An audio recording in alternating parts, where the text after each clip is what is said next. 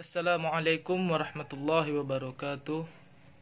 Innal hamdalillah nahmaduhu wa nasta'inuhu wa nastaghfiruh wa na'udzu billahi min shururi anfusina wa min sayyiati a'malina. May yahdihillahu fala mudilla lahu wa may yudlilhu fala hadiya lahu. Asyhadu an la ilaha illallah wa asyhadu anna Muhammadan 'abduhu wa rasuluh. La nabiyya wa la rasula ba'da, amma ba'du.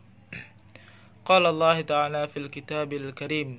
A'udzu billahi minasy syaithanir rajim. Bismillahirrahmanirrahim. Al-qari'atu mal qari'ah wa ma adraka mal qari'ah.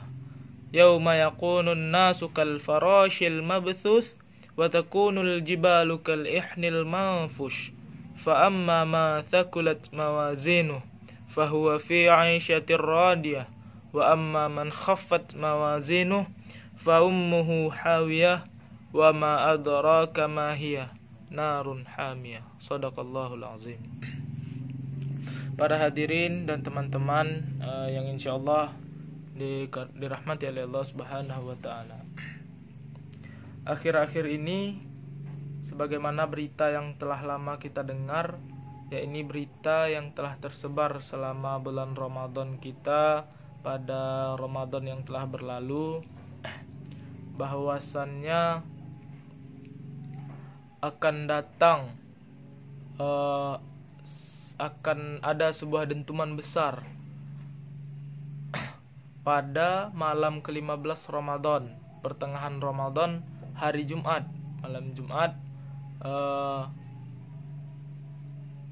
di mana dentuman itu menghasilkan sebuah dukhan atau asap atau kabut yang menyelimuti bumi ini. Dan berita itu ternyata adalah berita palsu yang sangat membuat heboh umat muslim pada Ramadan kita yang telah berlalu. Bahkan saya pernah mendatangi sebuah majelis di mana membahas tentang itu, bahwa akan adanya dukhan tersebut datang di pertengahan malam Jumat bulan Ramadan. Namun para ulama sepakat sekali lagi mengatakan bahwa hadis yang tersebar itu adalah hadis palsu. Entah siapa yang membuat, entah apa maksudnya membuat itu dan menyebarkannya. Namun kita sebagai umat muslim yang insya Allah benar-benar beriman kepada Allah, dengan lapang hati kita menjadikan berita itu sebagai pelajaran untuk diri kita. Karena bisa jadi berita itu atau akan dibuat lagi berita-berita lainnya, yang berita-berita palsu bertujuan untuk melemahkan, menggoyahkan keimanan kita kepada Allah Subhanahu wa taala. Perihal hari kiamat. Lantas seperti apakah hari kiamat itu? Seperti yang telah saya bacakan tadi dalam Quran surah Al-Qari'ah, telah Allah jelaskan bahwa hari kiamat, pada hari itu manusia seperti laron-laron yang berterbangan, gunung-gunung seperti bulu-bulu yang berhamburan. Seperti itulah sedikit gambaran dari betapa dahsyatnya peristiwa hari kiamat itu. Namun kita sebagai umat muslim akan tetap dan terus meyakini bahwa hari kiamat itu pasti dan akan ada kebenaran kapan datangnya, itu yang belum kita ketahui. Bahkan Rasulullah pun belum mengetahui kapan pasti hari, menit, detik kiamat itu akan terjadi. Jadi kepada teman-teman semua, apabila ada masanya ketika orang-orang memberikan gambaran atau gambaran pasti tentang kapan terjadinya hari kiamat, semoga kita tak begitu mempercayai itu. Peristiwa hari kiamat. Dalam peristiwa itu, ketika telah ditiupkan sangkakala yang kedua, dibangkitkannya kembali manusia dan dikumpulkan dalam satu tempat. Dalam satu tempat, semua dikumpulkan di situ. Baik manusia dari zaman Nabi Adam sampai manusia yang terakhir kali mati pada hari itu. Dikumpulkan dalam satu tempat, yaitu bernama Padang Mahsyar atau Yaumul Mahsyar. Di hari itu ada yang berkata ada hadis yang menjelaskan bahwa matahari tingginya dari kepala hanya 1 jengkal. Namun para muhaddisin ada juga yang berpendapat bahwa tingginya 1 hasta. Dan pada hari itu matahari terasa sangat panas. Dan tak ada yang bisa memberi perlindungan, tak ada yang bisa memberi syafaat kepada manusia selain Rasulullah sallallahu alaihi wasallam. Sebagaimana yang telah Allah jelaskan dalam Quran surah Abasa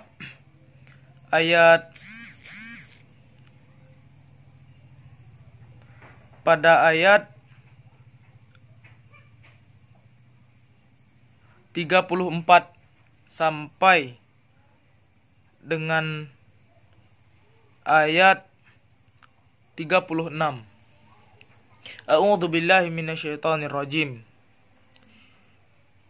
Yauma yafirrul mar'u min akhihi wa ummihi wa abihi wa sahibatihi wa banihi.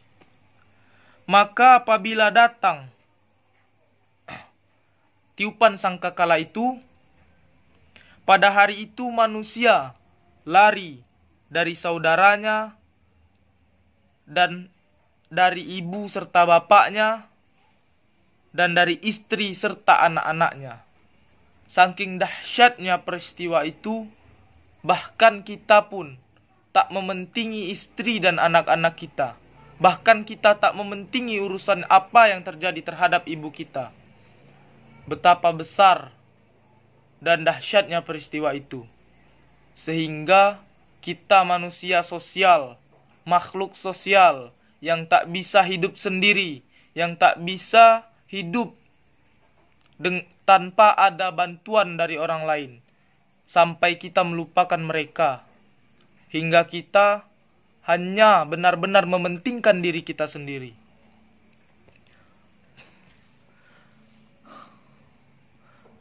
Namun sebagaimana yang kita ketahui bahwa benar adanya, bahwa hanya Rasulullah sallallahu alaihi wasallam, Rasul dari Allah, Rasul akhir, penutup dari Nabi dan Rasul yang pernah ada. Lalu pada hari itu hanya Rasulullah satu-satunya yang memberi syafaat kepada kita. Lantas bagaimanakah dari beribu, berjuta hingga miliaran orang yang berkumpul pada saat itu? Lalu bagaimanakah Rasul dapat mengenal kita sebagai umatnya?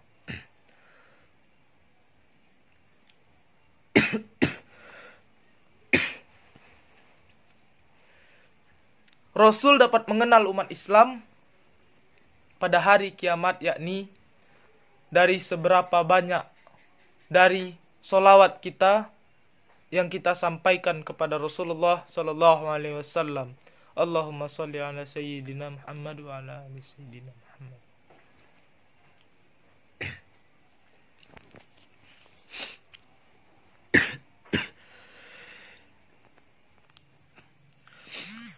Dan dengan demikian,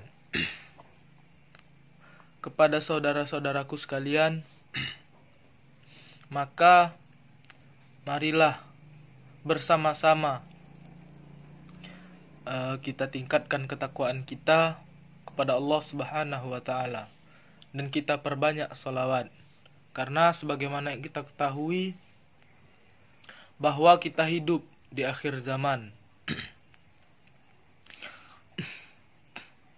masa di mana umat Islam berjumlah sangat banyak namun sangat lemah dalam segi kekuasaan. Banyak yang beranggapan bahwa Islam adalah agama tentang peperangan.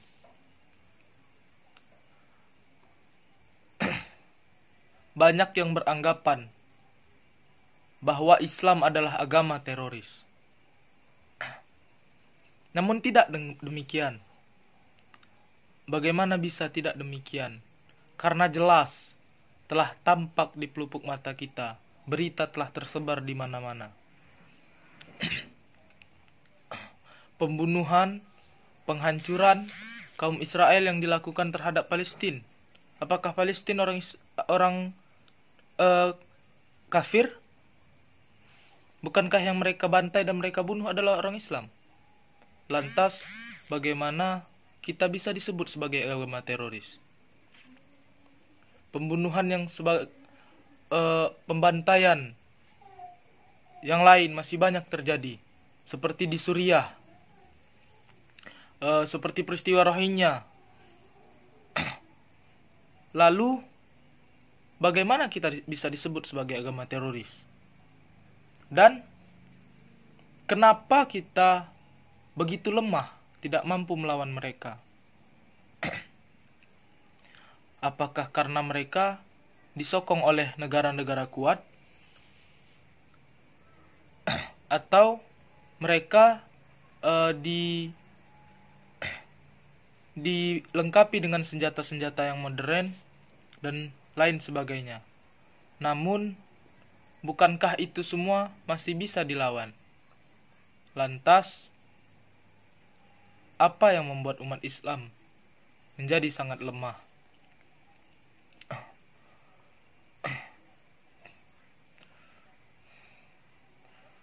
Kita memang banyak jumlahnya, namun ukhuwah kita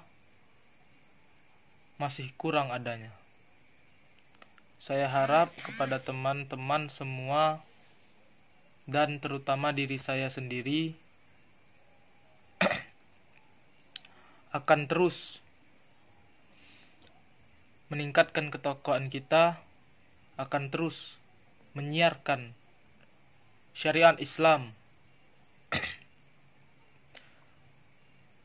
dan menjadikan Islam kembali berjaya. Apapun kondisinya, walaupun hingga berakhir dunia ini. Mungkin sekian dari saya. Ada baiknya itu datangnya dari Allah, dan ada buruknya dan salah itu datangnya dari saya sendiri sebagai manusia. Jangan lihat siapa yang mengatakan, tapi lihatlah apa yang dikatakan. Semoga ini bisa menjadi suatu hal untuk membenahi diri, terutama bagi diri saya sendiri dan kepada teman-teman lainnya. Mungkin demikian yang dapat saya sampaikan. Saya akhiri. Wassalamualaikum warahmatullahi wabarakatuh.